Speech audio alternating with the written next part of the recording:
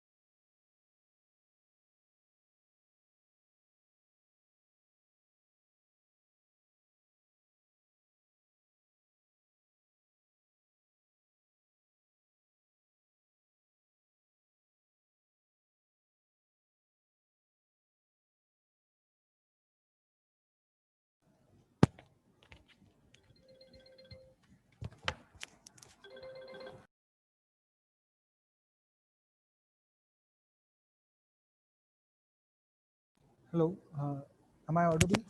Can we Yeah. start? Yeah, we can start. Yeah,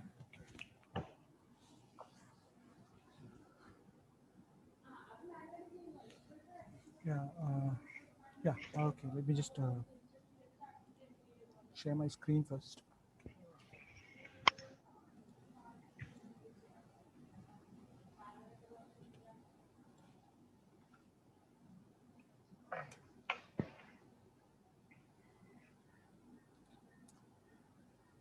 Yeah, so can you guys see the screen? Hope it's Yes. I hope it's visible. Yeah, so any doubts on the chain code part or the smart contract part? If you have any doubts, you can ask regarding the concepts of the chain code, or they've been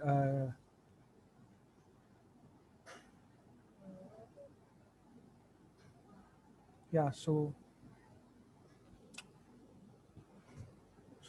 we'll just pick up from where we left.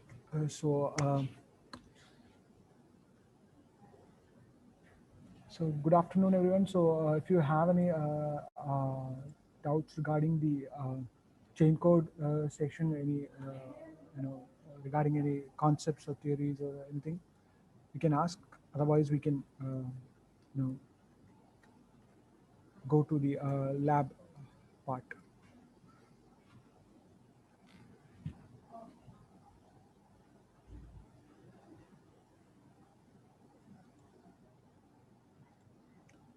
Yeah. So can we? It's fine. Yeah. So do you understand the concept of what a chain code is and what it does and how it fits into the fabric network? Assume that the theory part is clear because it was. I don't think we didn't dive deep into the technical aspects. It was just the overview of how it works, and even if you have some confusions regarding the process flow and everything, in this session we will be basically dealing with the lab, and I'll show you how all of these concepts fits into the picture. So yeah, before we start, I would like to let me just give a brief overview of what we will be doing. So yeah, we talked about this, right? When you are dealing with chain codes, you have various stages, you know uh, that the chain code goes through before we can interact with the chain code, or before we can actually perform transactions using that chain code.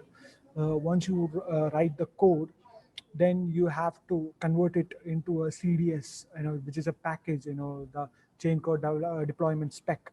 So this is a package which contains the chain code as well as certain other metadata about that chain code.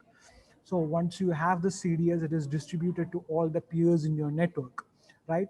And all the peers in the network that is supposed to endorse that chain code transactions. So uh, the these endorsing peers, what they do is they install the chain code onto their system, like onto their device. And once the chain code is installed on all the peers, then you can instantiate that chain code in the channel. Okay, so a channel is basically like a VPN. It's like on a sub network within the fabric network. So every chain code is usually associated with a particular channel. So this instantiation lets the channel know that this particular chain code is part of that channel. And once the chain code is instantiated, the endorsing peers, they will compile, build, and run an instance of the chain code in their system, and then we can interact with it. We can actually send transaction proposals, and we can actually interact with the chain code after their instantiation. Then we can also yeah, after instantiation comes, you can interact with it and you can update it. You can even remove it from the network. So all that can happen. So these are the various stages of how a chain code is developed in this fabric network. So any doubts regarding any of these portions? Should I explain any of these portions again, or do you have any doubts regarding the theory part of any of this? So yeah, so I think we are good to go. I hope that all of us are on the same page. So yeah, I'll just introduce a couple of technologies that we are going to be using for this. So like I said, when you are developing chain codes, we can fabric allows us to use general purpose languages like Go, Java, Node, and they are developing you know SDKs for Python and .NET and all those things. So here today we will be focusing on Node.js, because I hope that most of you, or most of us, have some experience using JavaScript, or when it comes to web development or basic HTML or things like that, when you're developing a web page. So I think most of us are familiar with Node, or JavaScript. Node is nothing but Node.js is nothing but a slightly different flavor of JavaScript itself. It's basically deals with the server side code. That's it. There's not much difference when it comes to Node and JavaScript. The only difference is that it is basically used in the server side programming. So we'll be using it. And one of the major reasons, even here, in KBA, when we do projects, we tend to use Node.js for developing smart contracts. There are a couple of reasons for it. Now, even though Go is the has been there for the longest time, because I think the first SDK was in Golang. But when it comes to Node, the thing is, you have such a vibrant community, and you have lots of contributors who contributes to the code, and who develops packages that we can use to quickly develop these chain codes and applications. So the thing is, I will show you one of the benefits, the core benefits of using this language when we get to the chain code part. So here, these are the possible stable SDKs available, and in this we will be using Node.js to develop the smart contracts. Now, these are some of the basic technologies or the tools that we'll be using. Does anybody know what Docker is? Anybody familiar with the term Docker?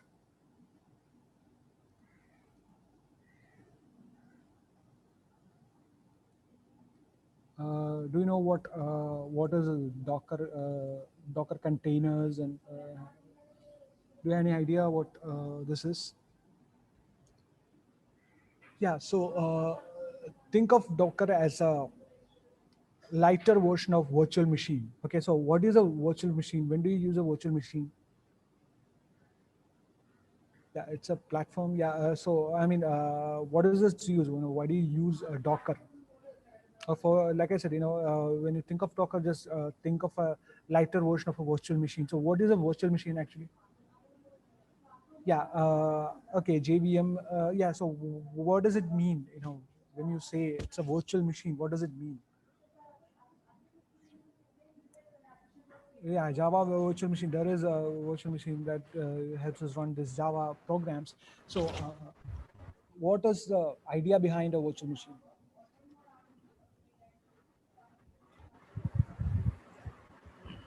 Yeah, it virtualizes. Yeah. So, yeah, the thing is, when you talk about virtual machines, it basically helps us create a virtual representation of a computer, right? When you have this VMware or softwares like VMware and things like that, what we are doing is we are essentially creating a virtual representation of an entire system within our device, right? So uh, a virtual machine, so it provides us this functionalities of a computer. It provides us with a virtual computer, and inside that we can run programs and whatever. You might have used. Yeah, exactly. It has yeah, so using this virtual machine, you can actually uh, use it to run different OSs. Like if you are running Windows, you can use a virtual machine to run Linux or a Ubuntu OS inside your Windows. So it basically helps generate a virtualized computer inside your device. So the thing is, when you are using a virtual machine now, it can be quite resource intensive, right? you know in order to create a virtual computer inside your. Yeah, consider containers of. Yeah, I'll get to that part. So there's virtual machines. So it is quite resource intensive. Like, if you are creating this uh, virtual machine, for a particular OS, let's say Ubuntu or something, it takes up a lot of computer resources.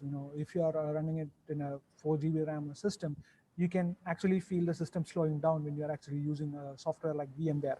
The reason is because virtual machine, it takes up a lot of resources when it comes to memory and storage and all those things. It takes up a lot of resources, and the reason being, you are basically trying to create a virtual representation of a real computer inside your system. So you have to have certain resources that, even if you are creating a virtual computer inside your system, that virtual computer requires certain amount of resources. So what it does is it locks on to these resources, and other processes may not be able to use that resource, right?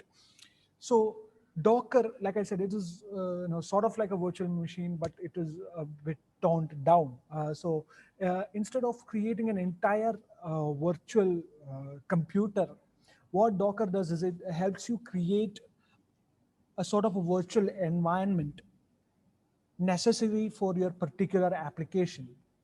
Okay, so instead of this entire system, you have this environment, a virtual environment, which consists of all the dependencies that your particular application requires. So if you have an application, that in order to run an application on all the OSs or platforms, in order to create, you have to redo the code, and you have to recreate it. Like, we know that most of the applications, when you look at it, they have different variations for different platforms, right? One might support the Mac OS, there will be one for Linux, Windows. So the thing is, they have different dependencies, and the way it works is different in different operating systems. So uh, we can run, the one way of running these softwares in any system is using virtual machines, but like I said, it takes up a lot of resources, right? So when it comes to Docker, what it does is it helps you create this lightweight environment. Instead of an entire virtual machine, you have this virtual environment that carries all the dependencies required by your particular application. Okay, so this application can run within that environment using the dependencies that is placed inside that environment, that virtual environment. That particular virtual environment is what we call as a Docker container. Okay, so a Docker container contains all the dependence, your application along with all the dependencies that is required by your application. So it creates this container, sort of creates a virtual environment, in which your application can run. So even if you take this container and you place it in any given OS, it can run independent of the OS. That's what he mentioned here. Platform independence for execution. So the thing is, you can take this Docker container and you can place it anywhere. Uh, you know. And since these dependencies are contained within this virtual environment, your application is free to run on any given platform irrespective of the underlying operating system. So you don't have, it is not as research intensive as a virtual machine. And the thing is, it actually shares the resource with other containers. Suppose we are running four or five, a couple of Docker containers in our system, it won't slow down the system by much, because it shares the resource, unlike I think yeah, okay. So it doesn't lock resources for this container. These containers, they can actually share resources among themselves. So which means that our system won't slow down, like it used to when we are using virtual machines. So think of Docker containers as these virtual environments that we are going to use, that helps us run application independent of the platform. So this fabric network, it is modularized. Okay, it is not a single chunk of code just sitting there. What they did is they have created separate modules of this network. Like the peer will be running in one container, then you might have the certifying authority, the CA, which is running in another container. So all these different modules, we run these different modules independent of each other in separate containers, and we coordinate among themselves to among these containers to create this fabric network. So it's not like our typical software where we just create a whole bunch of code, a full a whole 10,000 lines of code, and we'll just run it.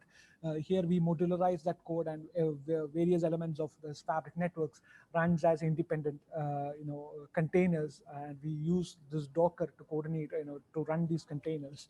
So did you understand the concept of Docker? Should I repeat myself? Because we will be using Docker in order to run Fabric.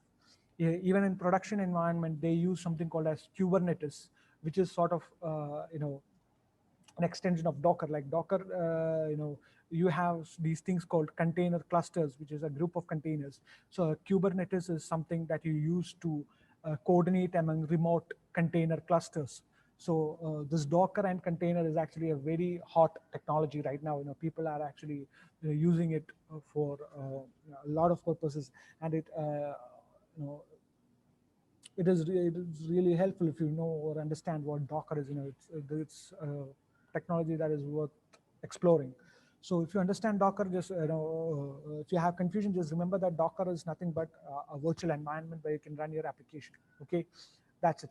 And unlike a virtual machine, it is a toned down version. It is not that resource intensive, and you know it shares resource among containers so that it can run.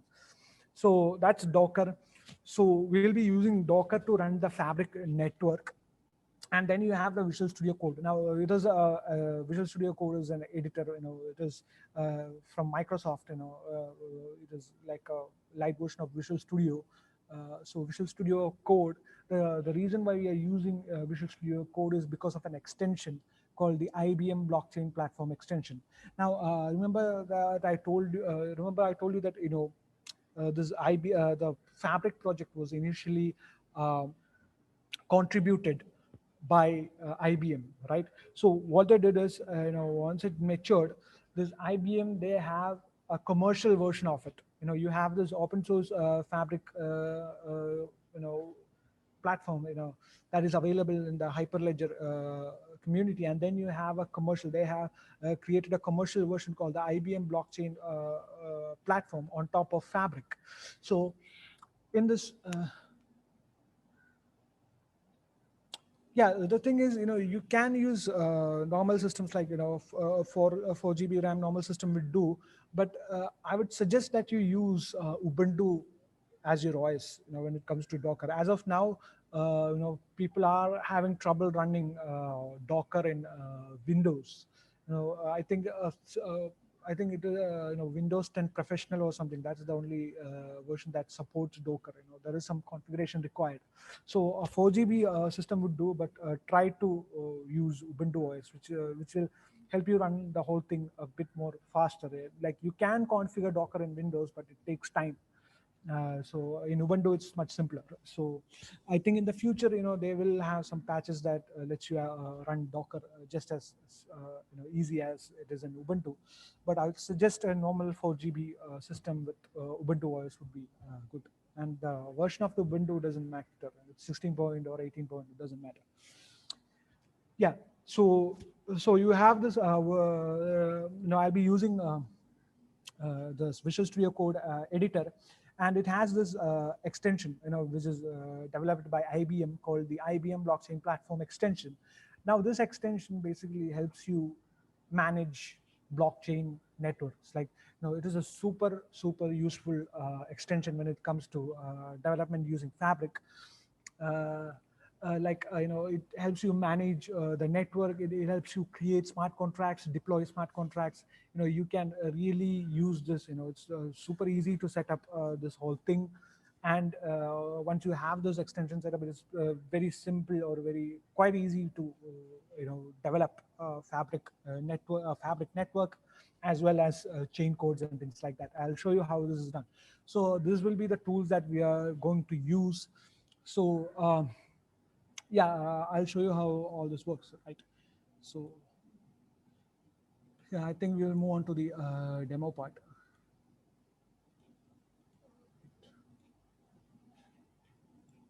Just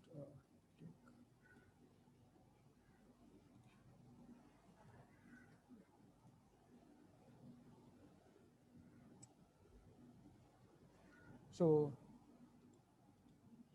yeah, yeah. So in the this is the Visual Studio Code editor, and in the extensions, you can install extensions using the marketplace. This is the Visual Studio Code marketplace, and here, and if you type in IBM, yeah, it's already displayed, I think. Yeah, yeah. So this is the extension that I was talking about. It is the IBM Blockchain Platform extension. So I've already installed that extension in my VS Code editor. So once you have installed it, you can see that the icon, there is this icon for this Visual Studio Code, and you can see that these are the various functionalities that it provides. You can use it to create, deal with a smart contract.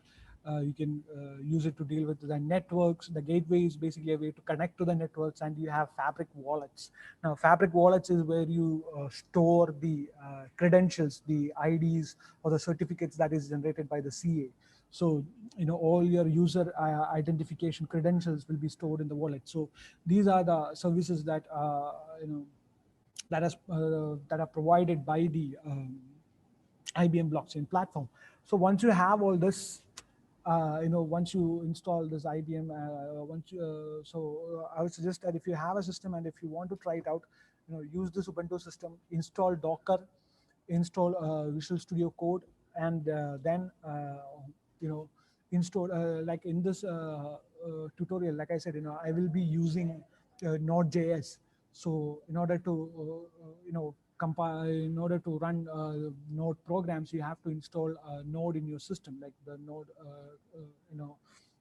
you have to install Node.js in your system. So install VS Code, install Node.js, install Docker. That's all you need. And in Visual Studio Code, just install this extension.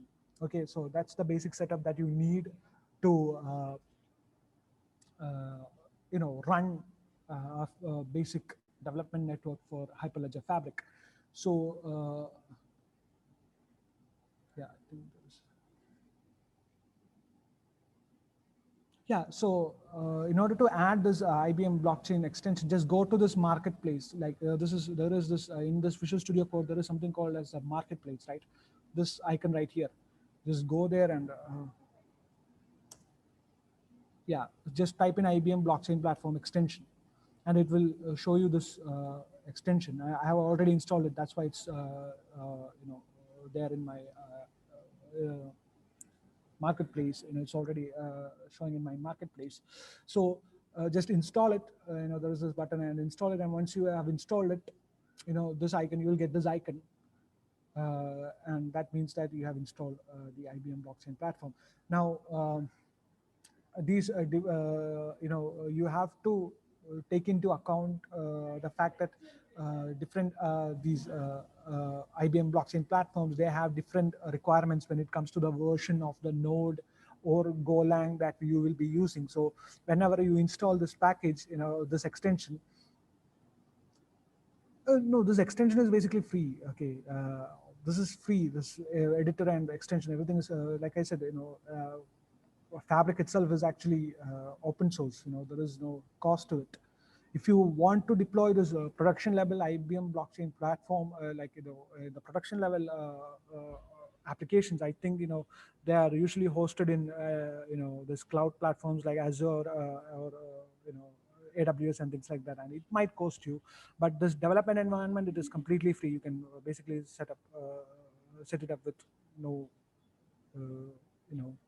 yeah, it's basically free, no cost for this extension. Yeah, so this is the basic setup. And here, if I go to this Fabric environment, let me just set up a basic Fabric network. Okay, this is a very basic setup. So what we are going to do is we are going to set up a network that has one peer, one ordering service, and one certifying authority. Okay, so that's the thing that it's a very basic setup. Just since you guys are starting out in Fabric, I don't want to overwhelm you people. So we are going to start the simple, very basic skeletal network that has a peer, an orderer, and certifying authority. That's it. So we'll just once you have set up this extension, you see that in the Fabric environments you have this button which helps you create or add a local Fabric environment. Just click on that, and it will uh, give you a lot of options to connect to various Fabric networks. You can connect to a IBM blockchain platform, like if it's running the net or something, you can connect to it using this. You can create an Ansible created, which is another way of running a network. And there are different ways of connecting to the Fabric network. So here we are going to create a simple Fabric network from an already pre-built template. Now this is the network that we are going to create. It is the one organization template, like I said, bare minimum, so that you don't get confused on anything. So you have a single channel, and inside that channel you have a single peer, and you have a single certifying authority. So this is not a typical case like in any normal application. You would have more than one peer. If you have more than one parties, you will, organizations that is part of the network, you will have more than one peer.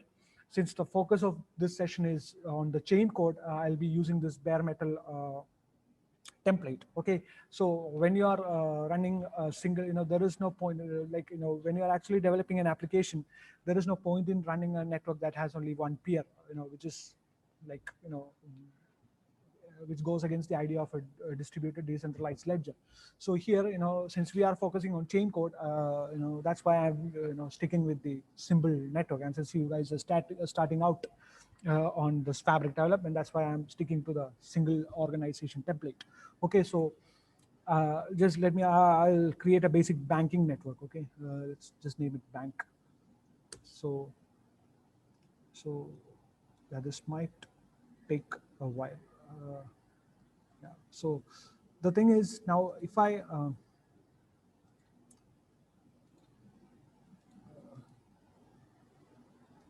just go to the terminal, okay. So here, now I have already installed Docker and all those things, right? So if I click on this Docker PS, it's a command that tells me the containers that is running in my system right now. You can see that, yeah.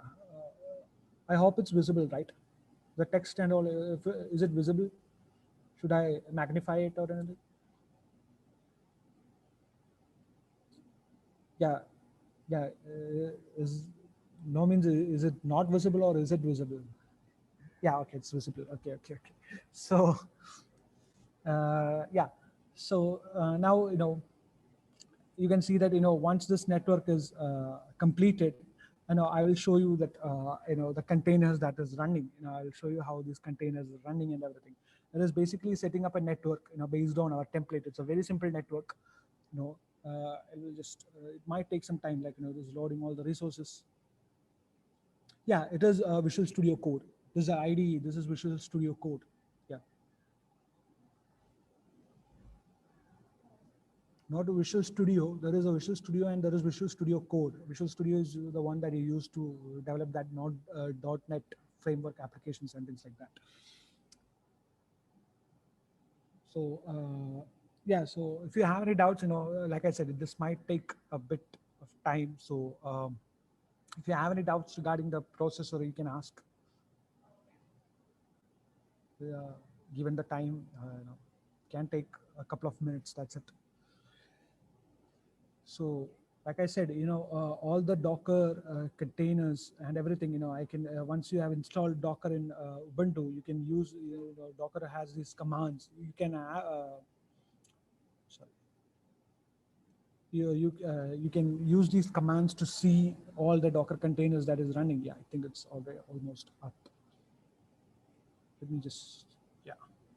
Yeah, so here, yeah, you can do it in Windows, but the thing is, I think you have to use Windows 10 Professional. I don't think if they have created a patch or anything, but I think this Docker, there is some trouble when you are trying to set up Docker for Windows. I think it works on Windows 10 Professional or something, but yeah, so you have to do a bit of configuration in the boot menu. Like you have to, there is an option for visualization, like hardware visualization, and you have to activate that option in order to work with Docker in Windows 10. So you can do it in Windows, but like I said, there is a bit of a snafu when it comes to the configuration of Docker. That's it. Otherwise, if you are able to configure it, then you can run it, no problem. So like I said, the thing is, that's why I told that it is better to use Ubuntu, because Ubuntu, it helps, it saves a lot of time, especially when it comes to installing these kind of softwares. So here you can see that in my sample local networks, I have an environment called bank, which is a network. Now, if I click on it, it will just expand and it will show you or show me all the elements of the network. There is one for smart contracts, channels, nodes, organizations, and when you expand it, you can see that there is the orderer. Orderer is not an is basically a starting point of a network. It's not a separate organization. Each organization can have a separate orderer. So and then you have one organization one. If you look at the nodes, these are the separate, you have one for the CA, you have the orderer, you have all these nodes running, and then you have a channel called my channel. And in the smart contract you have nothing, right? Like we haven't created any smart contract, and that we talked about these operations, right? The install and the instantiate. So you can use these buttons to do all that. I'll show you how this is done. So the gateway is, like I said, basically helps me connect to the network. And the reason, why do we call the fabric a permission network? Why do you say that it is a permission network? Why do you say that fabric is a permission network? We talked about fabric all morning, I think. So why do you call it a permission network?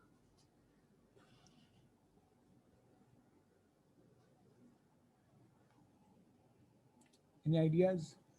It is private blockchain, no? Yeah. Why do you say that it is private? Yeah, not everyone can join. Yeah, because some. no one can join Yeah, right. So without you need, permission. yeah, exactly. So like you need special authentication or authorization to join the network. You need to have the proper credentials. So like I said, this wallet is some is where you have in the fabric, you have something called as a fabric wallet that stores all the credentials, and every entity that is part of the network should have its credentials. Like even if it's the orderer, every device should have the proper credentials to be part of the network. And the organization one, you can see there are two credentials available. Yeah, after uh, yeah so after installing blockchain platform, just make sure that you have the Docker and everything installed, like Node and Docker and everything installed. Otherwise, when you run this, yeah, so then just click on, you might have this icon that is there in your sidebar, and then they will have this IBM blockchain platform icon. Just click on it. Yeah, so it will start the network. Like if you have any if you have not configured it properly, then it might throw some error. Otherwise it will just it will show this screen, sorry, these panels.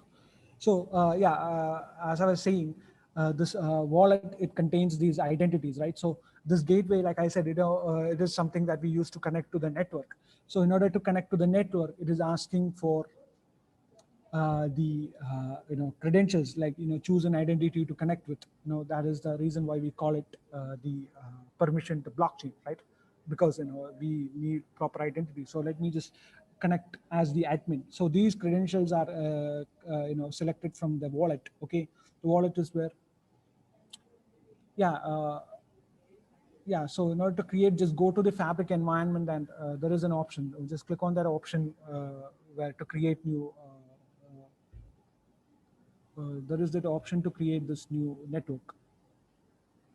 And from that, just select the template, create from select template.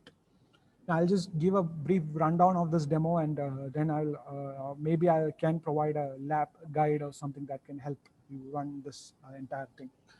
So yeah, so this is how it happens. So in the gateway, I used a credential from this wallet, and I connected to the Fabric network, this bank network, using this gateway. Okay, so just know that this is how this credentials are provided by the CA.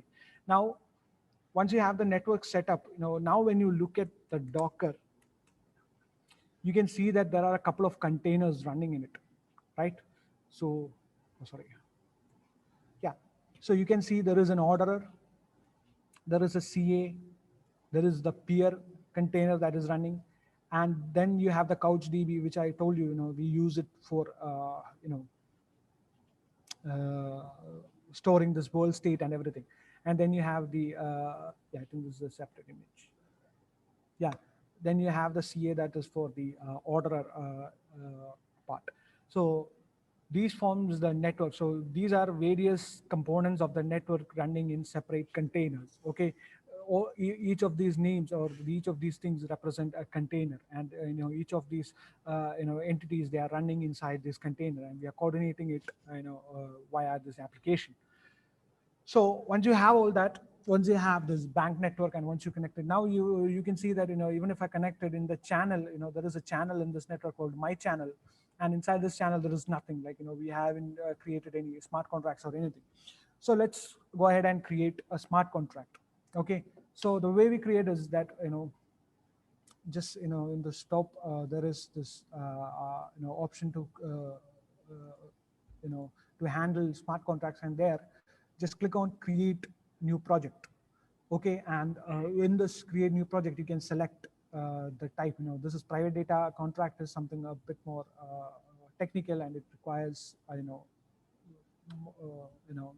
bit more understanding of the network.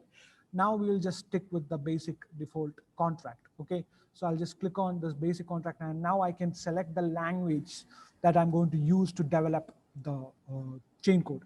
Okay, so let me just select JavaScript, and this is the name of the asset. So a contract is basically this chain code. Inside this chain code, when you give a contract, it is basically a class. So you should say, and that class deals with an asset. So in the case of bank, let's say that I'm dealing with my bank account, right? So this is the name of my asset. So in this banking network, it handles my bank account, right?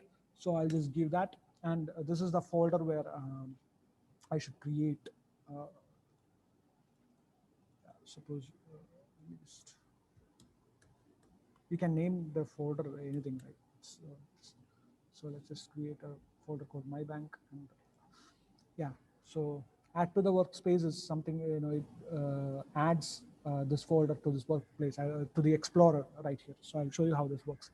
So now, right now, what this extension is doing is it is creating a bare metal template for the smart contract. Okay, sorry, it is creating a template, which has some codes, basic crude operations like create, read, update, and delete.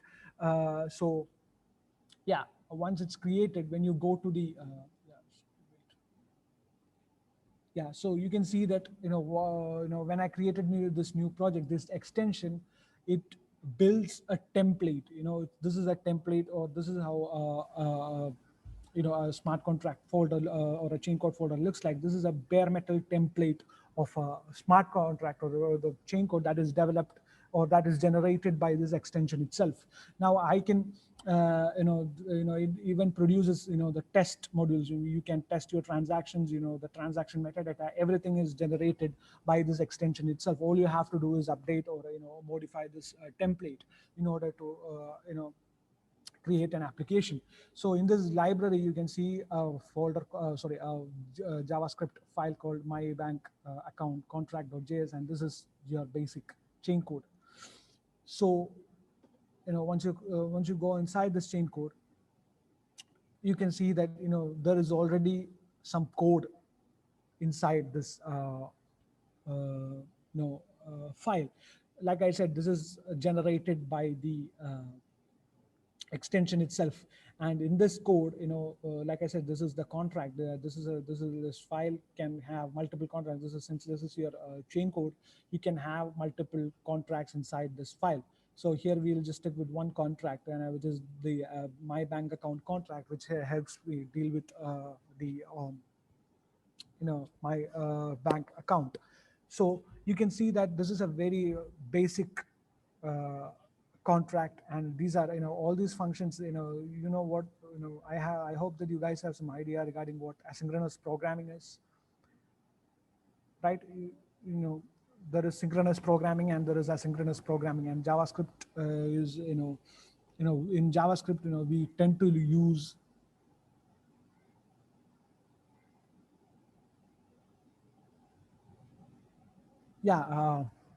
in Windows, there is something called as a PowerShell. Yeah, instead of this terminal, you have PowerShell. Yeah, the thing is, these containers, all these containers will be set up by the extension itself. Like you don't have to uh, uh, individually download specific containers. All the containers that is required by the application will be pulled, or will be pulled to our system by the extension itself. But in order to get these containers, make sure that you are connected to the internet. That's it. Once you are connected to the internet, the extension will manage these containers. Yeah, the workspace is basically this Explorer right here. So this space is the workspace, like the place where you get to see your folder. So once you have this smart contract, and once you click that add to workspace, you can basically view your smart contract folder in your workspace. So that's not related to the fabric network. It is basically to show your folder in the side panel. That's it. Yeah, like I said, so in Windows, before you start working on it, that's why I said you need to install Node.js and everything in the Windows part.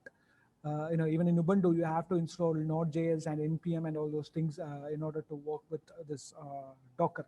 So like I said, I might be able to provide you with a lab manual that you can use to run it. So just in order to install Node.js, you can just go to their site and download it. Just make sure that it is the specified version. Once you click on this extension, once you go to that extension, it will show you the prerequisites. So make sure that the Node.js version is according to the proper prerequisite versions that is mentioned in the extension. Yeah, like I said, don't worry about the workspace. Like I said, the workspace is basically the file explorer. So once you add your folder to the workspace, you can just view it here. That's it. Otherwise, you just have to go and manually do it. That's the only reason. It's not part of the Fabric network or anything. It's just for viewing your folder in this space. This is called my workspace. That's it. So it's just a feature of VS Code, and it has nothing to do with the development or the Fabric network. So once I have added that to the workspace, I can view it like this. That's the only thing. Otherwise, I have to go manually open that folder or open that workspace. That's it. If you give that option, it will automatically add it. That's the only thing. So yeah, so you have all these containers, and again with the containers, once you have connected to the network, the IBM blockchain extension will pull the required containers from the internet, right? You don't have to manually do all that. The extension helps you with setting up this network. So I have this network, and I have created a template for my chain code. And when you look at this template, you can see that it has it has a class.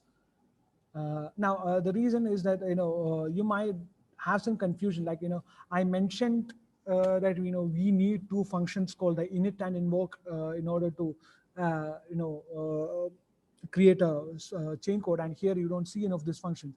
See, that is one of the reasons why I tend to use Node.js. The thing is, you see this library. This is a package. It's a Node package. Okay, it's called the Fabric Contract API. This is what you call a wrapper package. So I told you about the Fabric shim, right? The package that contains all the chain code interface and everything. So what people do is they have created a package or a library on top of Fabric shim.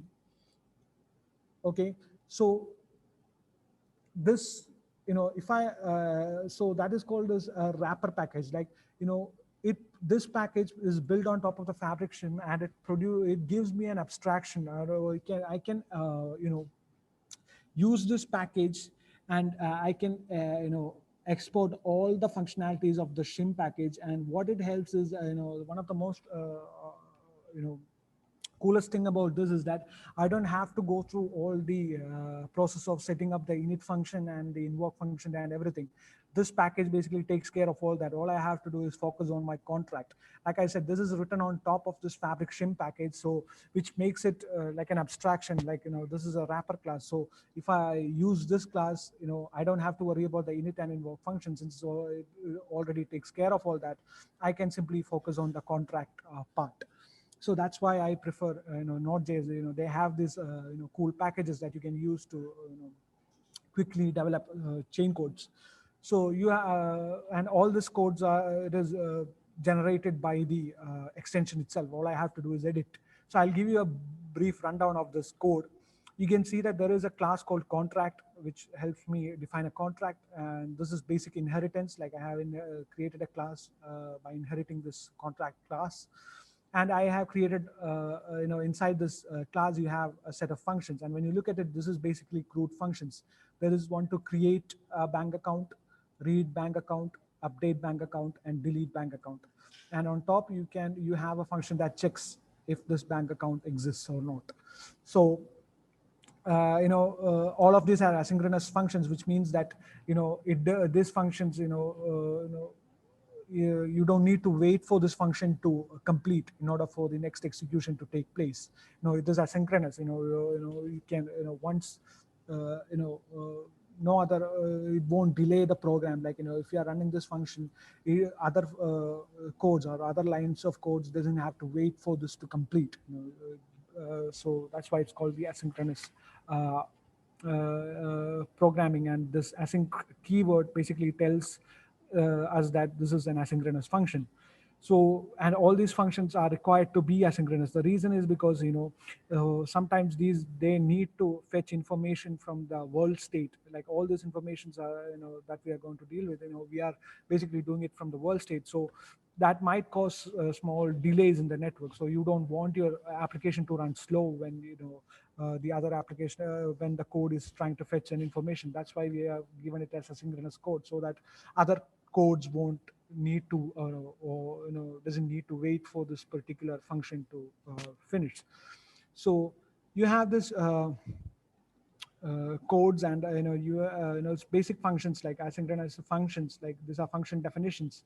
And you can see that in all these function definitions you have a common you know parameter called CTX. So a CTX is basically a transaction context. Okay, it is an object that we use to access the world state or the state variables. Okay, so this particular parameter is passed to this function by the network itself. We don't have to give this function. When we are trying to contact or invoke this function, the network passes this context object to this function. All we have to worry about is these values right here. This context object is actually passed to this function by the network itself. So what I'm going to do is I'm going to create uh,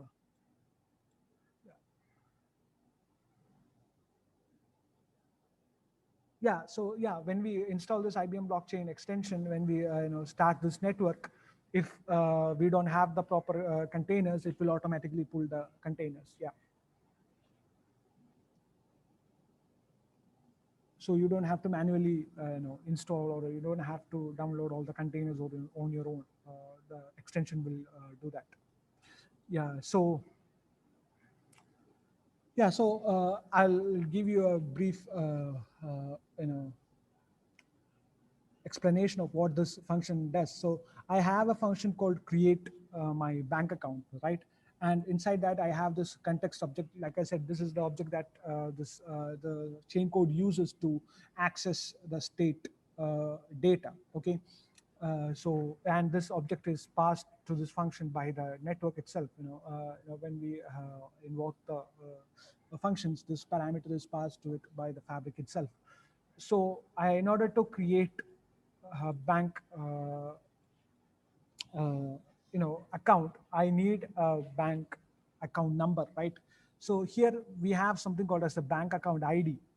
So I'll tell you the reason why we have separated this ID and the value separately. I'll give that for once. Let me just edit the code right now. So instead of bank account ID, let me just my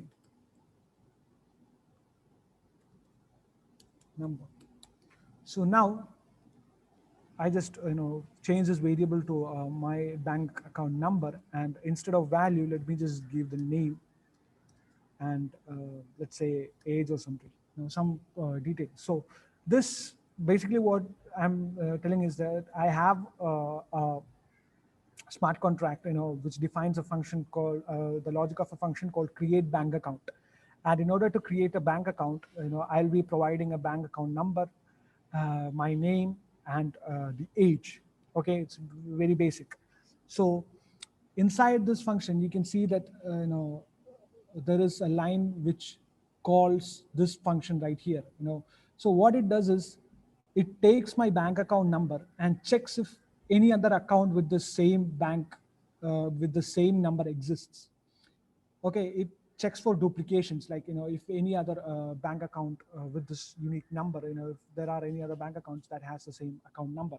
If there is such an account, it will throw an error which says that there is already a bank account. I mean, you cannot create two bank accounts having the same account number, right? So this is a rule, right? When we are creating a bank account, bank account, you have to make sure that nobody else is having that bank account number. So this is a rule that I enforced using the smart contract. So this is how we program these rules. It is basically an if else statement or any other conditional statements.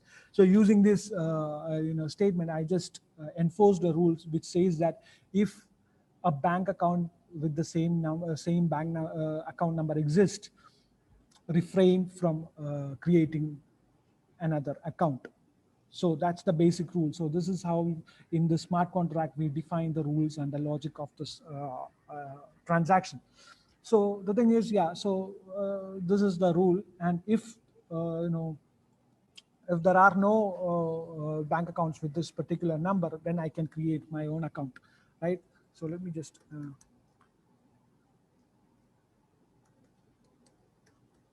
create a variable called bank account details. And this here I will be providing. Now you can store your data in any given format. Okay, you can store it as a string or a number or anything.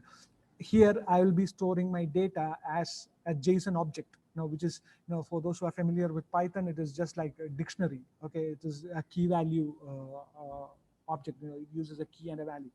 So here, I'll be giving the name, which is a key. So does anybody have any doubts regarding the JSON object, what a JSON object is, or should I explain this concept of a JSON object or Python dictionary? It's a way to store data in a key value format. That's it. Yeah. So I've created a JSON object to store my bank details. So let me just give him the name, and I'll pass this name to this key. So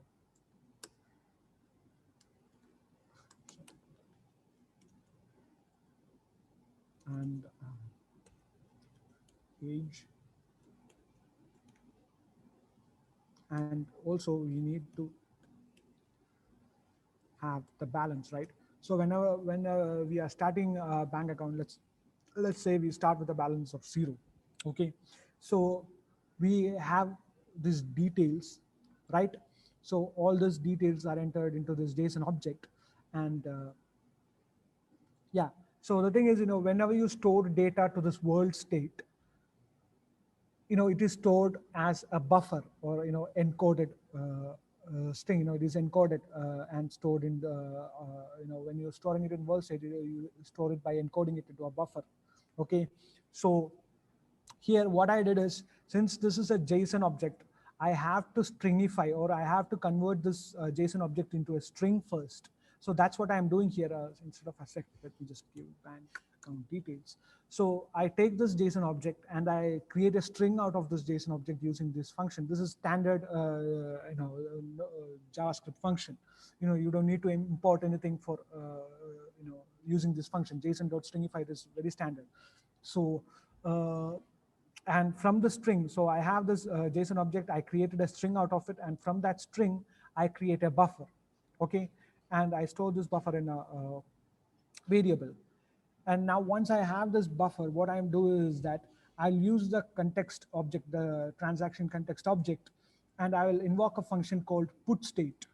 Okay, now put state is a function that I use to write data to the world state. Okay, so in this world state, I'm updating or modifying the world state using this information, all this information that I have provided. Okay, now the thing is, this data will be put in the world state. Okay, but the record of this transaction, like when I do this transaction, the record of this transaction, or the details pertaining to this transaction will be stored in the ledger. Okay, so that's how it works. You will have the record of such the occurrence in the ledger, and this data, we will be using the data from the world state. So here, now I told you that in the world state we store details in the form of key value, right? So you will have a unique key, and and you will have a value that is associated with that key. So here I'm using my bank account number as my key. Okay, in order to store my account details, I'll be using a bank account number as my key. It is very similar to in the SQL, when you're creating a database, you have this primary keys and everything, right, which is used to identify a particular table. So here, instead, you have this particular or unique bank number, which is a unique key. No other you can't have two world state entities that has the same key. Okay, so here, this is my key, and this detail is going to be my value. Okay, so this value will be associated to this bank account number key, and it will be stored in my uh, you know world state, world state that is associated with this particular chain code. So this is a very basic modification that I did. Let's see how I can run this chain code in my network. Okay, so let me just check if everything is okay. Yeah, so cool.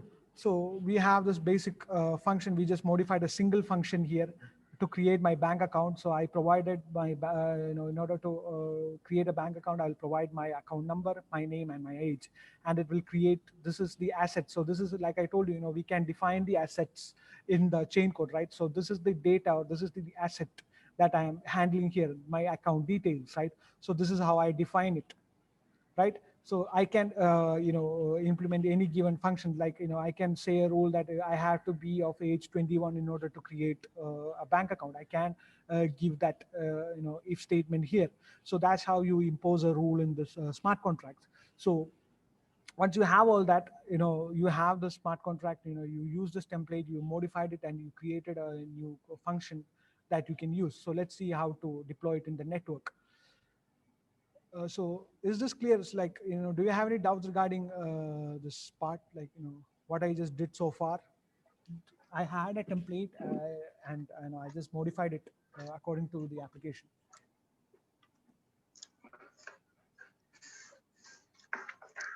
So if you have any doubts, you can ask, or we can, I will show you how to deploy it into the network.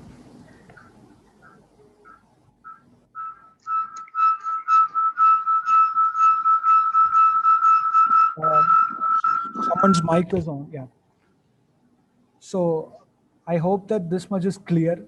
If you have any doubts, you can ask. Otherwise, I will show you how to deploy it onto the network. Shall we proceed with this deployment?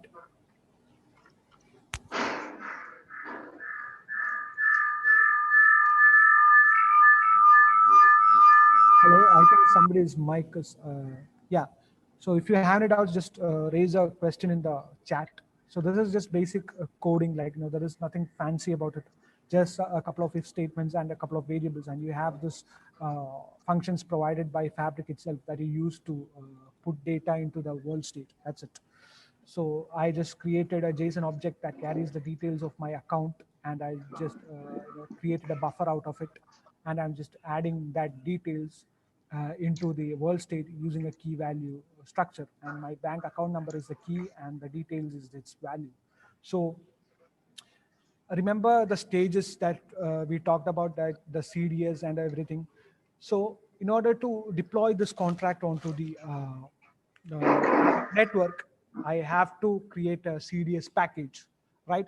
So to do that, all I have to do is, just go to the extension, and here we can see that there are three options, and one of them is package open project. So this lets me create a package out of this project. I think somebody's mic is turned on. I'm hearing a bit of a noise. Hello? Yeah, I think someone by the name of Solomon PY. I think your mic is.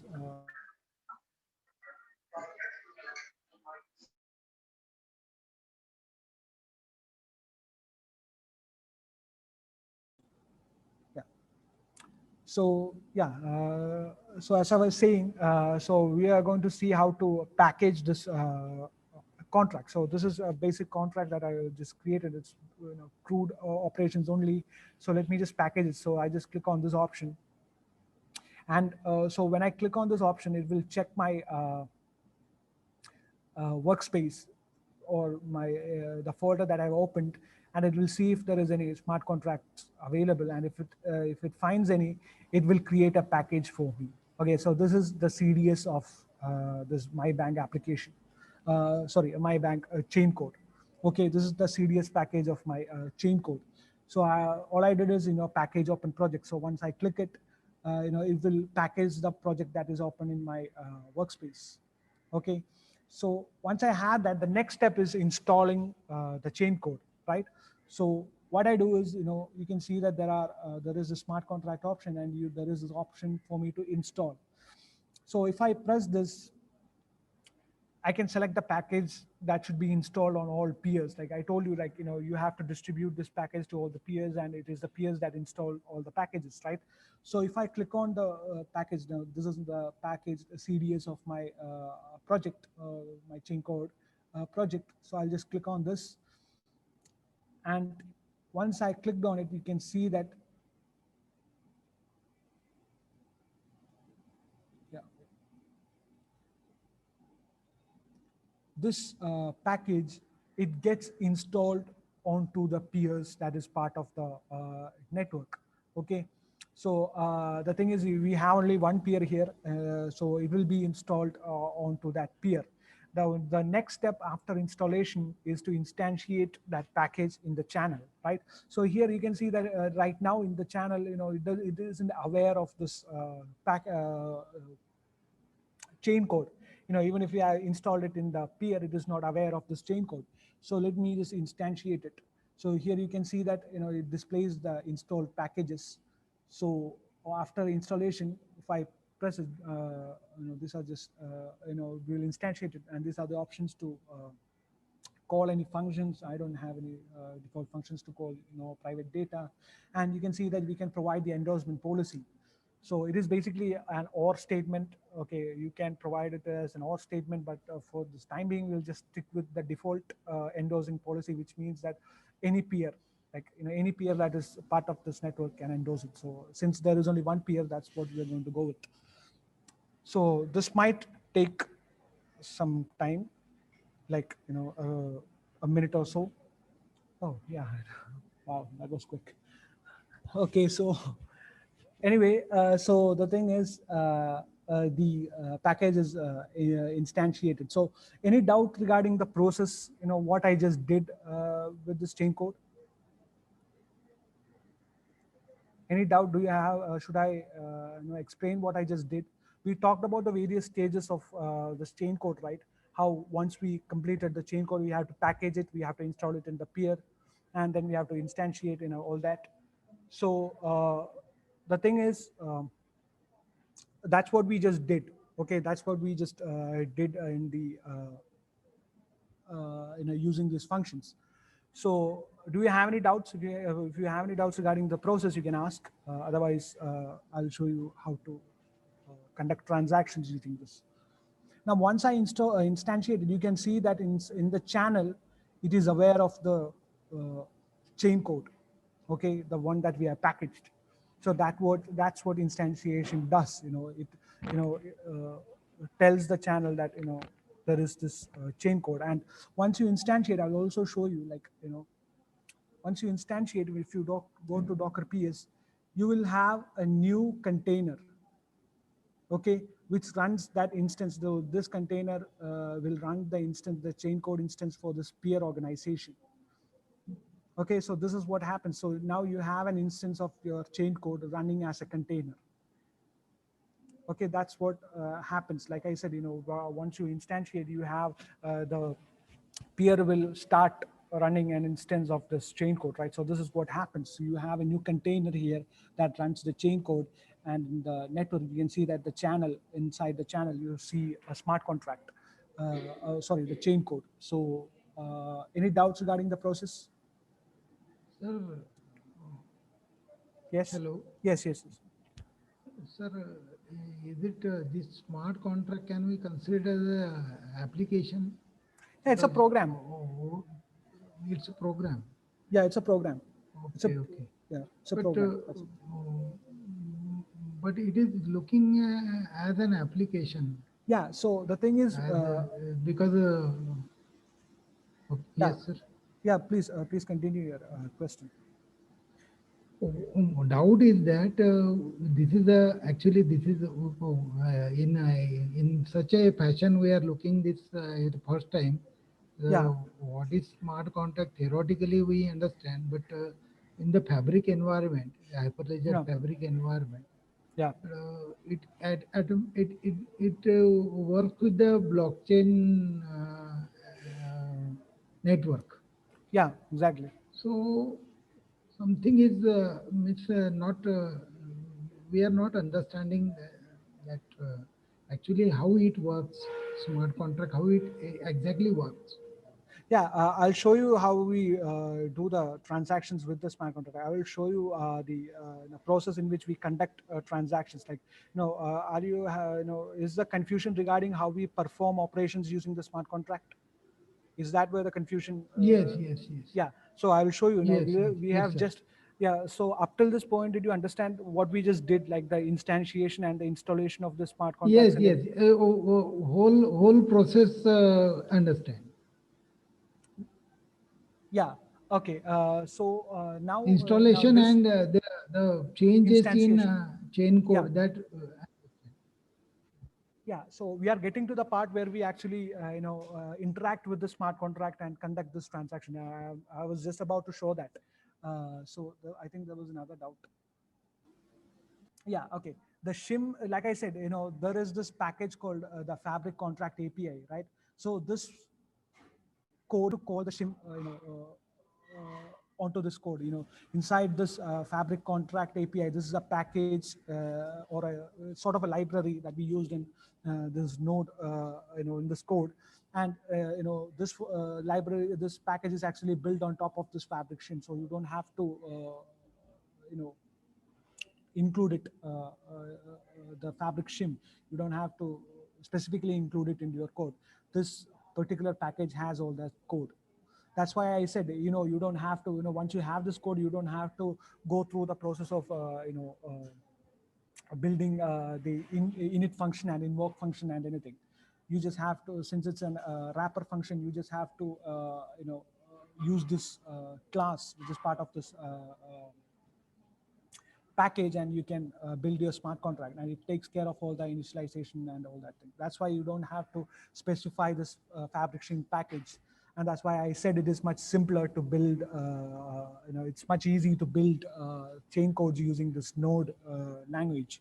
So in Go, if you're looking at Go implementations, you can see that they use this Fabric Shim library, and they will have all this init and invoke and everything. Here you have these wrapper functions that you can use, so that it's basically a workaround. So that's it. So now currently what we have done is we have set up the chain code.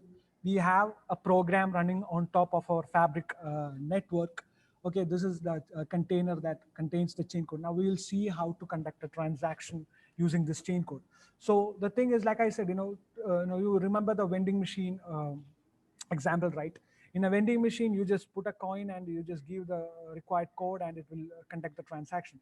So here, in order to conduct this transaction, you can see that here in the channel, when you expand it, you can see all the functions that is available in the chain code. So when you are developing an application, like I said, this is a development environment. If you are developing a production level application, you can actually or do all this using separate codes. Now this extension, like I said, it helps us understand Fabric network, and it helps us manage this Fabric network. So what it does is it lets us create sample transactions. Okay, so just like the vending machine where we provide the coin and the details, if I click on any of this transaction, and if I click submit transaction, here they are basically asking for the details that is required by this transaction. Here you have provided these details, right? So you just have to provide these details here, as this function parameter. So let me just give, let the bank, I'll just say that the bank account is 123. It's very similar to calling a function. Like, when you are normally writing a program, you call a function, right? You write a programs elsewhere, and in a separate file, you call that function, and you provide this parameters and everything. So very similar. And as a name, let me just give Setu, uh, the age. So let me just give the details. So these are the details. And once I have this, so what happens is, once I conduct this transaction, these details will be passed to this function, right? And it will take those details, perform all these checks, and it will store these details in the world state. Okay, so let's see what happens. So this is the details. And like I said, this parameter, we don't need to provide this parameter. This is provided by the fabric itself. So I just provided the bank account number, name, and the age. These are some optional.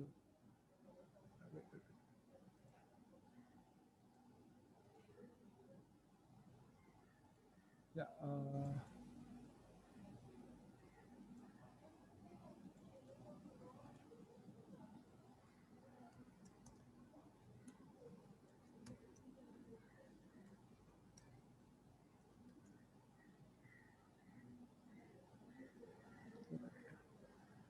I think there was some trouble. Just bank account, right?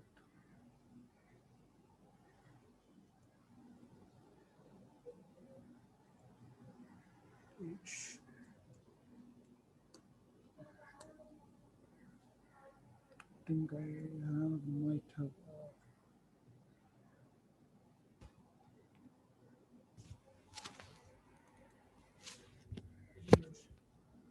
So let me just try to. I think there was some error with the chain code part. Let me just see what happened.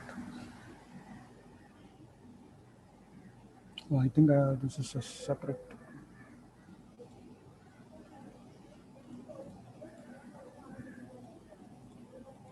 So the thing is, what happens is like, when I'm giving that,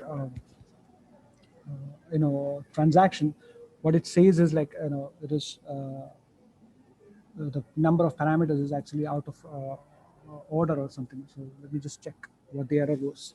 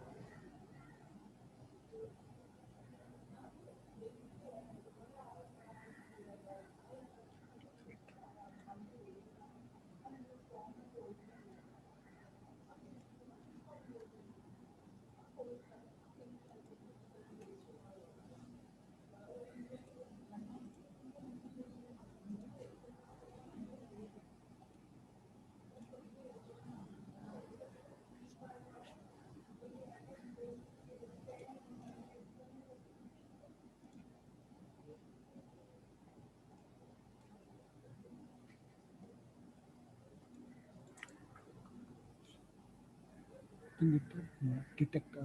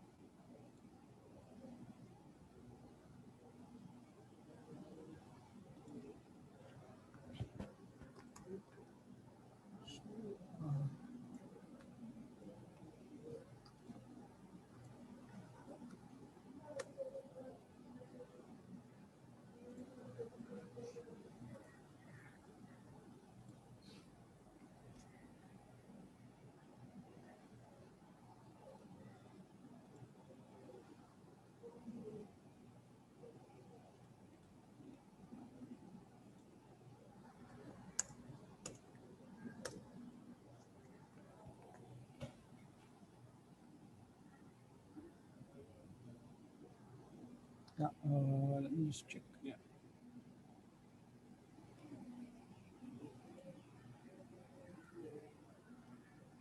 So I think it's not.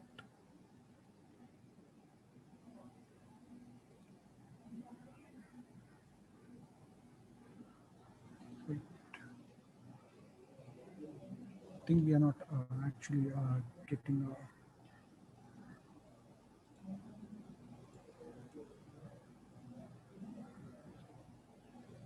Let me just, I think, we are having some trouble. It is not recognizing that new smart contract. Let me just redo that process once again.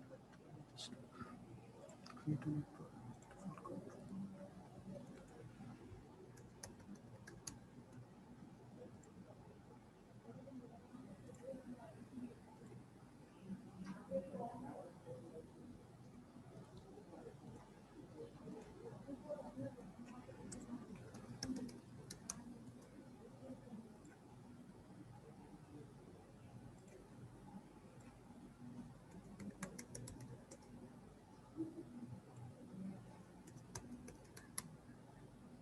I think it was some issues due to the cache or something.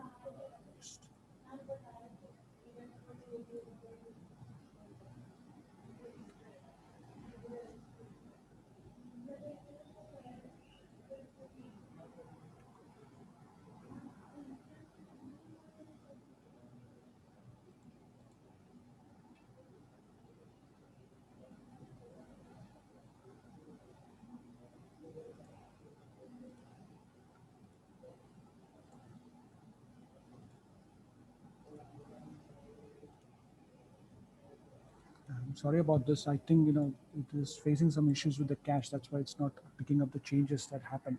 So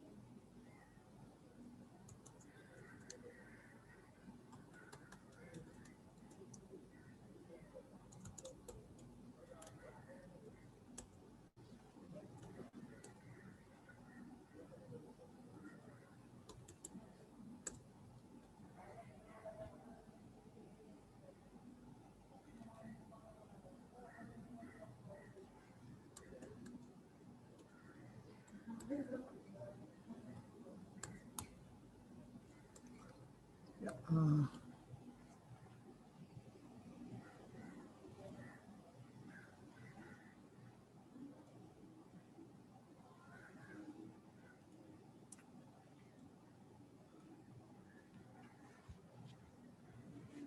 me just see if what is picking up a different.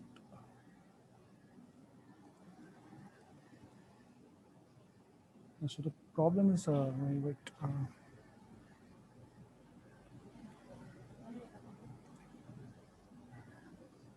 it's picking up a different package. I think.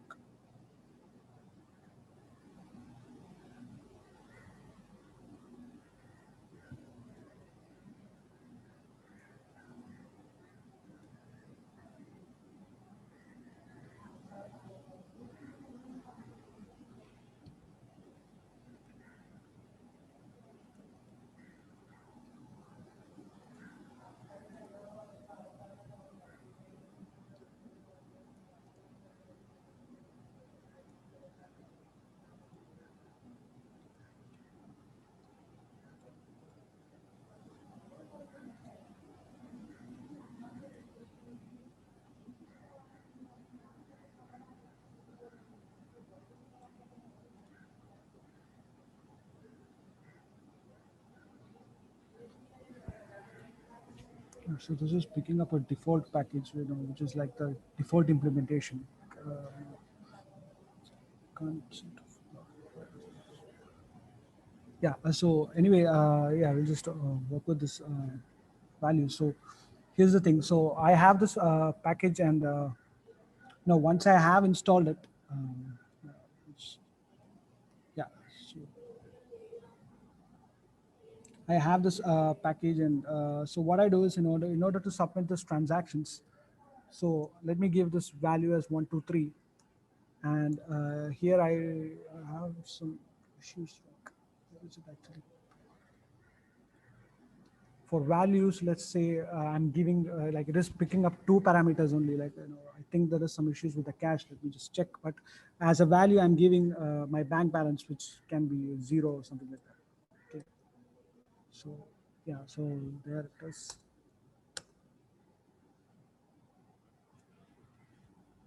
Yeah.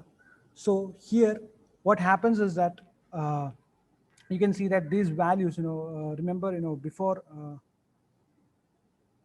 Yeah. So the thing is, it is actually picking up this, basic structures of, I don't know, I think it is an issue with the cache. It might take some time. So let me just go with how this works.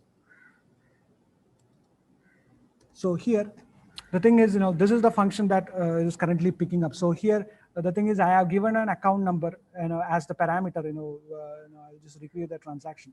So here, the thing is, this is my transaction. This is the basic template that it provides, and you can see that in this transaction, what it does is, I have to provide my account number and the value, or the balance that I want to store as the value of this account number. So here, let me give a separate account number called 234, and as a value, let me say that there is 100. I would have to have a base balance of 100. I would like to keep a balance of 100 as the value. So once I give this parameter, so like I said, when we are giving this parameter here, it is passed to this create my bank function, and it will do, like I mentioned, it will take this value and create a JSON object out of it, and it will store this value 100 as this value, and it will have this account number as its key. So here you can see that it is submitting the transaction, and once the transaction is submitted, you can see that the submitting transaction create with arguments 2, 3, 4, and 100, and this means that we actually conducted a transaction using this functions that is specified in this particular bank account. So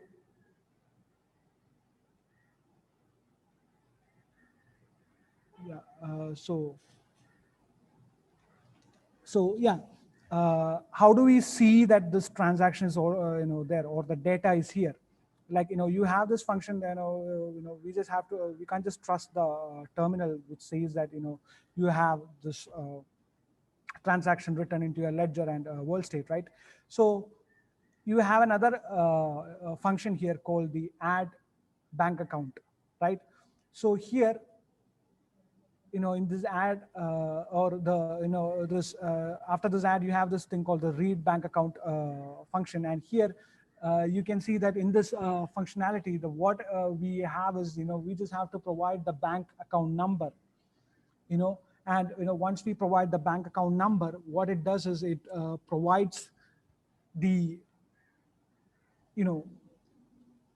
details of that particular bank account. Let's say so I'll just give the bank account 123, and let's see what it returns. See, yeah, it is actually providing a name.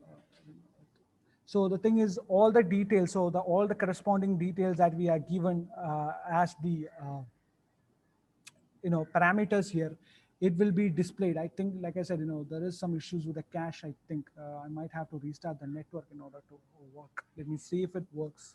So is there any doubts regarding the process, like how the chain code works and how this transaction is supposed to work?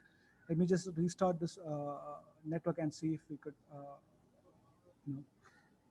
work around that. So tell me, so this is how you submit a transaction and how you write or modify a basic chain code. So do you have any doubt, like in any of these processes that I have shown? I will just try and restart this network and see if I could work around that cache problem.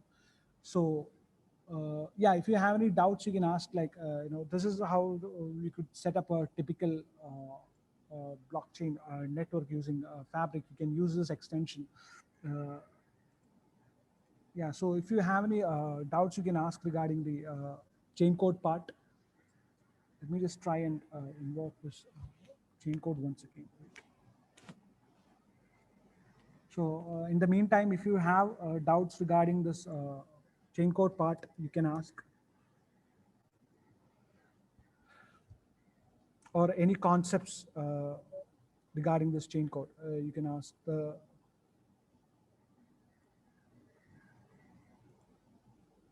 me just try and reset this network.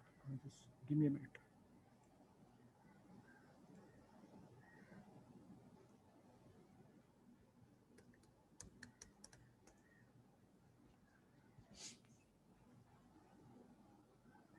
So if you have any doubts regarding the implementation of this the network and the chain code, so basically this extension, it helps us a great deal with generating the templates and everything required for this application. So all you have to do is modify it a bit. I think I am facing, right now I'm facing a bit of an issue with the cache. Like, I have worked with it a couple of times, so maybe it is pulling something from the cache or something. So I'll just look into that. In the meantime, you can ask doubts regarding any of these topics.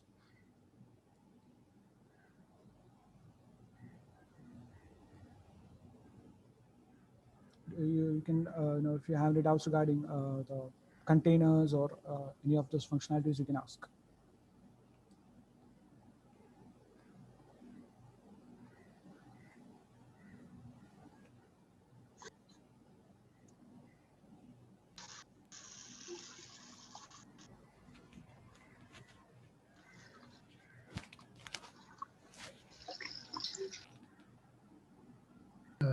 Containers are specific to the application.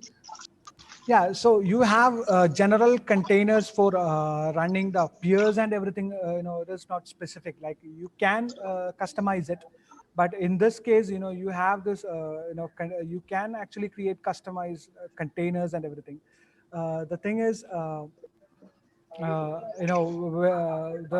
in this application, it is basically a general container that we use to run the peers and everything. You can customize it.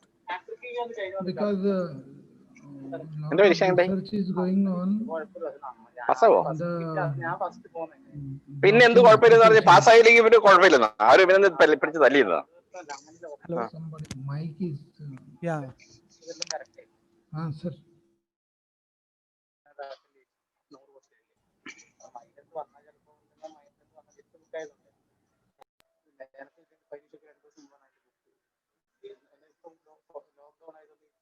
Remove ചെയ്യാം. Yeah. Hello.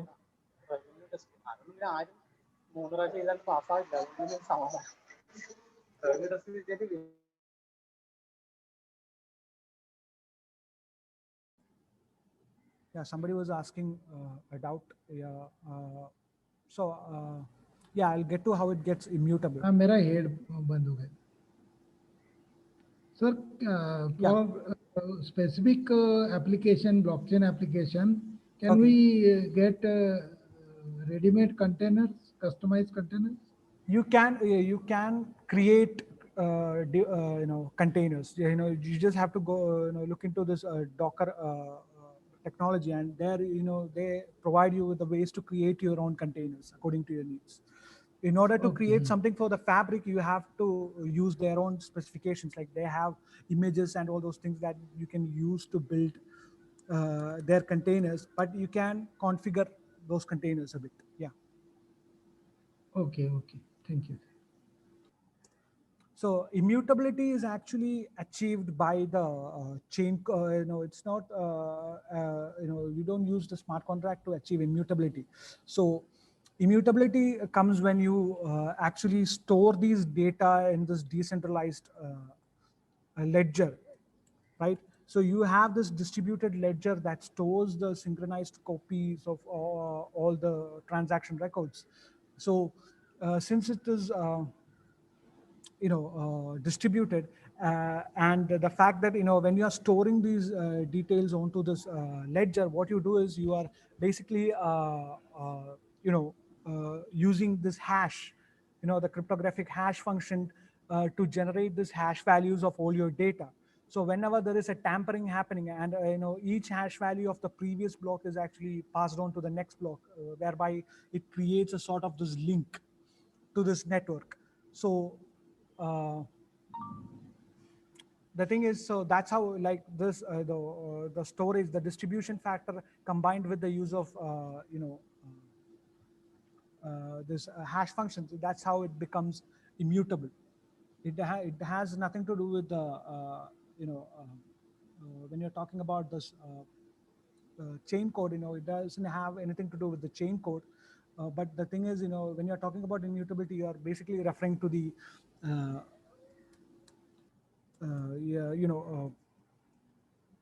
yeah, hash functions and the data that is stored in the ledger. So since the ledger is distributed and it uses these hash chains, it becomes immutable. So any other doubts regarding any of these topics?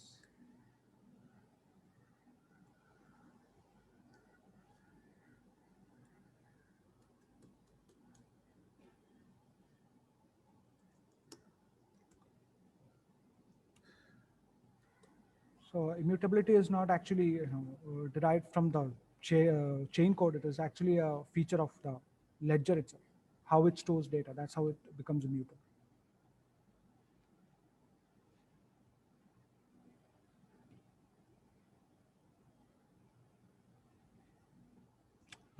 Violates in the sense, I didn't understand. Like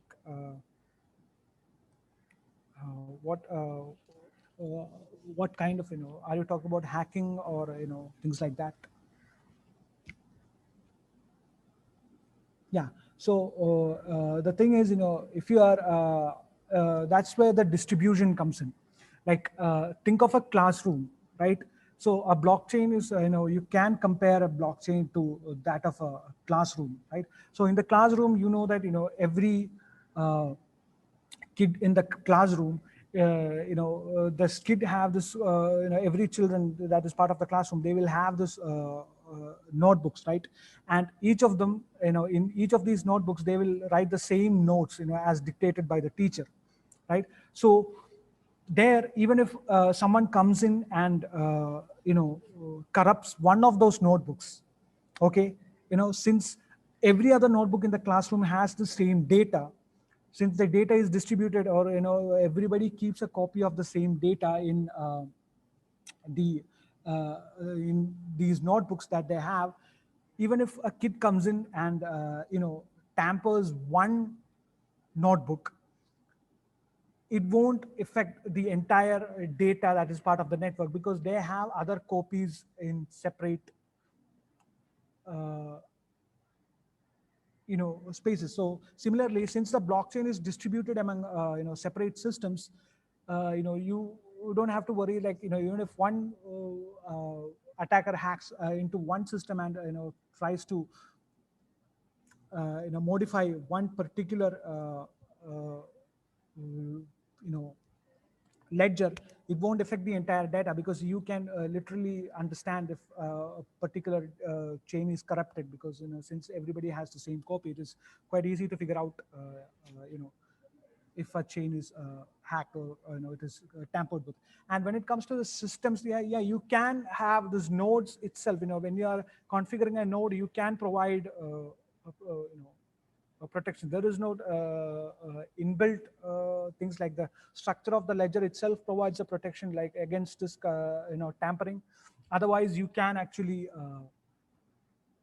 use your own securities and things like that.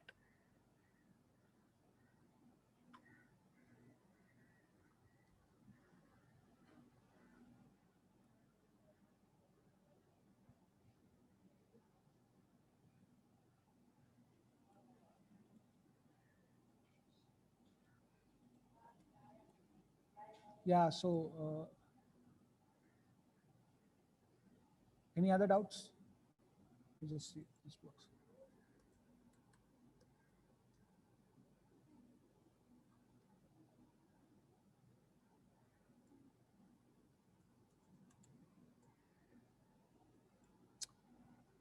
So yeah, so if you have any other doubts, you can ask. Let me just see if that cache problem is solved.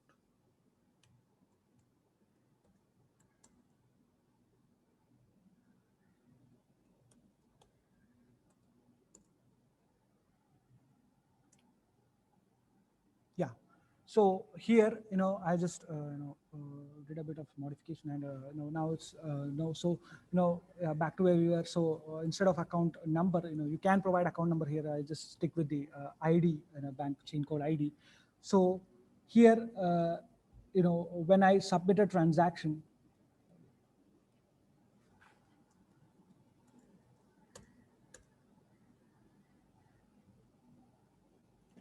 yeah. So here, what I did is, I just modified this contract, like we did. Last time I had some trouble with the, I think it was due to the cache or workspace cache or something like that.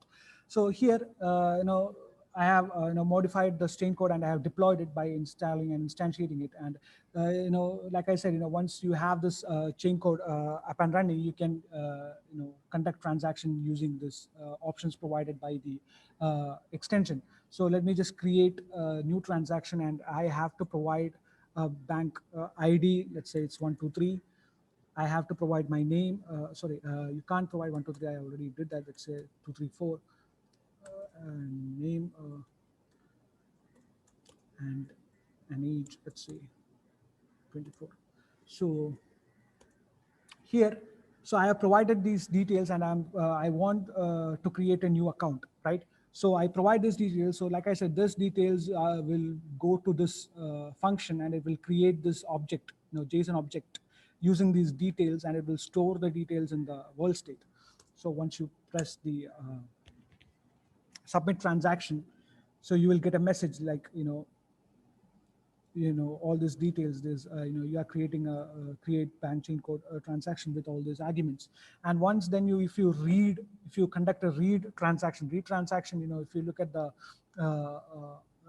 logic, it basically gets the details of this particular chain code. Like I said, it is based on key value pair. So if I give a key value, the value of a key here, it will fetch the details associated with this particular key. So for example, if I want to read the details of my account, let's say 234, if I conduct this transaction, you can see that it provides the details.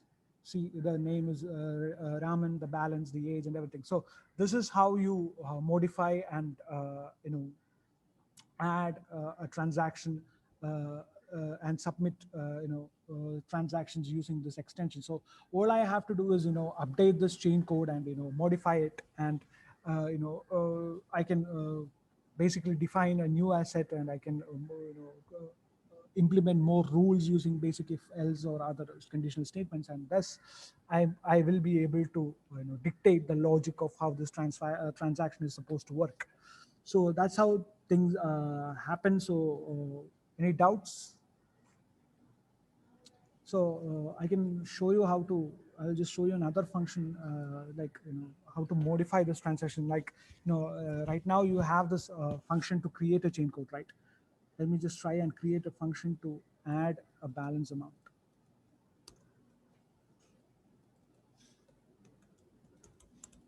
So this is a function where I will add amount to my account. Okay, so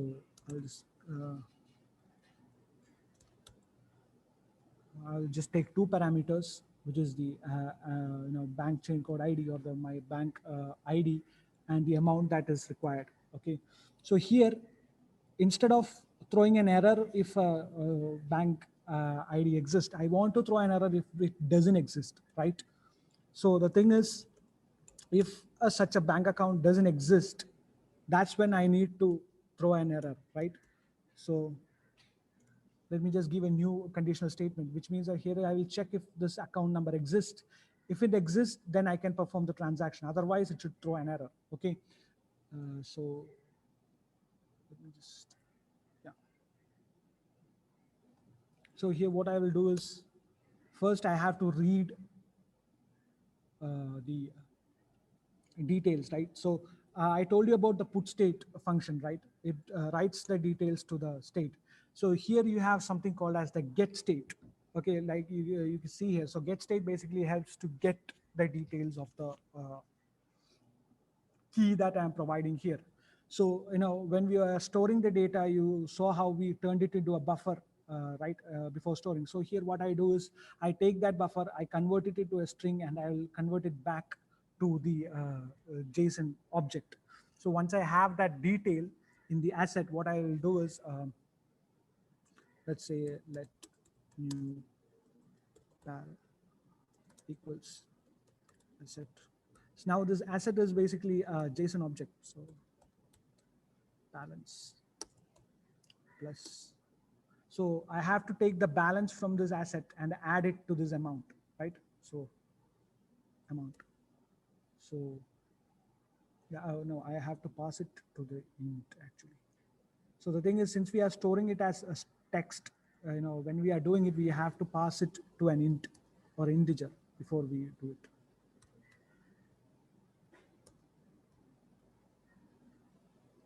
So let me just pass both of these things as int. So here I'm technically creating a new, transaction logic, logic to add amount to my account. Now, once I have that, all I have to do is set in the asset balance. I have to add this new value as my balance, right? And I have to convert it into a string since we are storing it as a string. And once I have that, now I can use this function right here.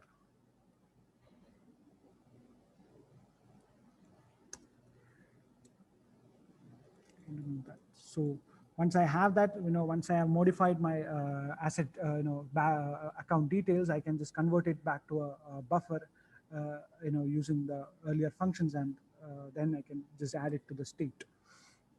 So yeah, this looks.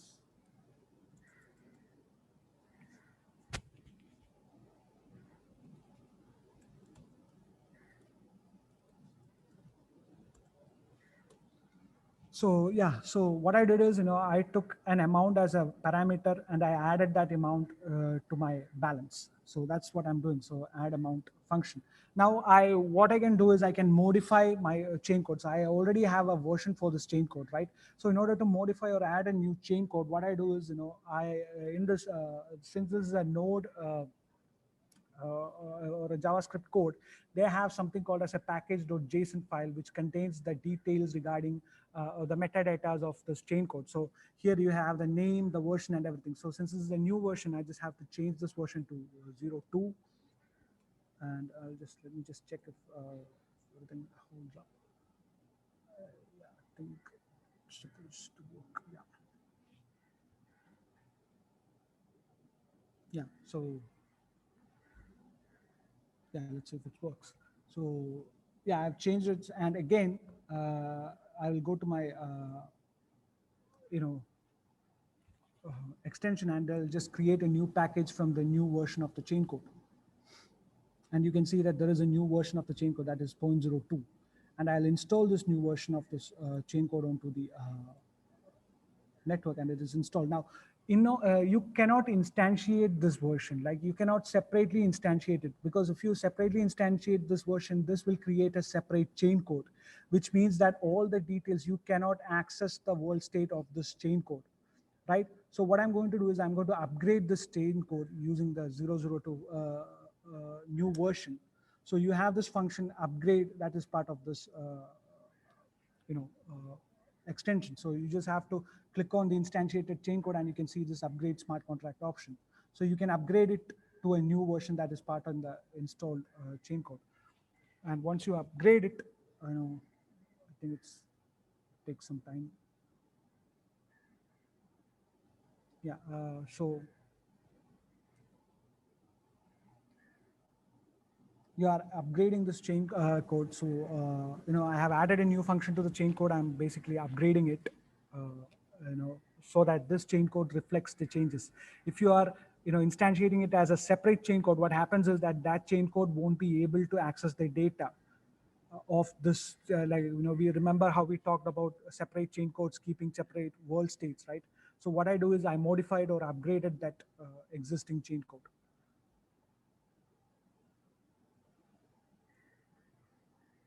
So yeah, I think it's, yeah.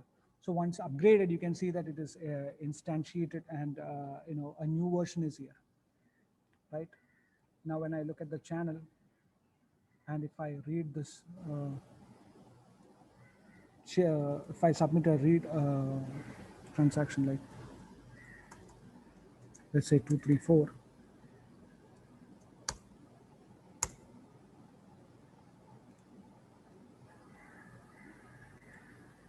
yeah. So yeah, it gives you, and now let me just give a quick demo of how to instantiate site 234. Let me add 100 rupees.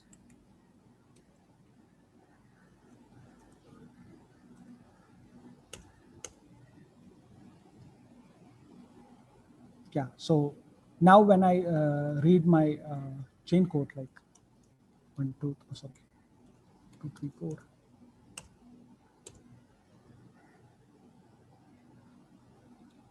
You can see my balance is updated to 100. So I just added a new function that adds amount to my chain code. So that's the basics of how to create new functions in the chain code and how to update it. So if you have any doubts, you can ask. I think this is the end of the lab session. So I think we'll provide a, lab manual for you guys to try all this out. So if you have any doubts, you can ask. Otherwise, I think this is it from my end. I hope you guys understood the concepts of it, of how to add a chain code and how to use this extension and all those things. So this is how this transaction, when you are creating a code, you can do all this using, this is basically an extension. You can use the code to do all these functionalities, but this is how the general workflow goes. So yeah, that's it from my end. Okay. Okay, sir. Thank you, sir. So I would like to call upon Gajan, sir. Hello. Gajan, sir, is there? Yes, Hello. yes, sir. Yes, sir. Sir, please. On behalf of all the participants, I would like to present a vote of thanks for this session. Hello, am I audible? Yeah. Yes, sir. Yes, sir. You can express your view about the session also, sir. Yes, yes. Mr. Sethuraman sir has delivered very good session on hands-on writing smart contracts as chain code using Hyperledger Fabric.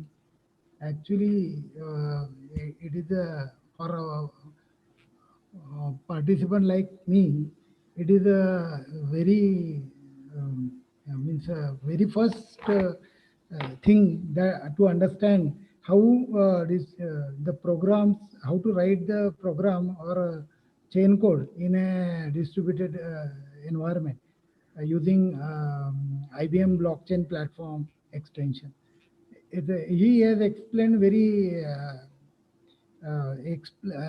explanatory manner, and we actually all the he cleared all the doubts about the chain code and how to use the Docker, how to use the container, how to use the Visual Studio, this writing chain code, and basically IBM blockchain platform extension for writing a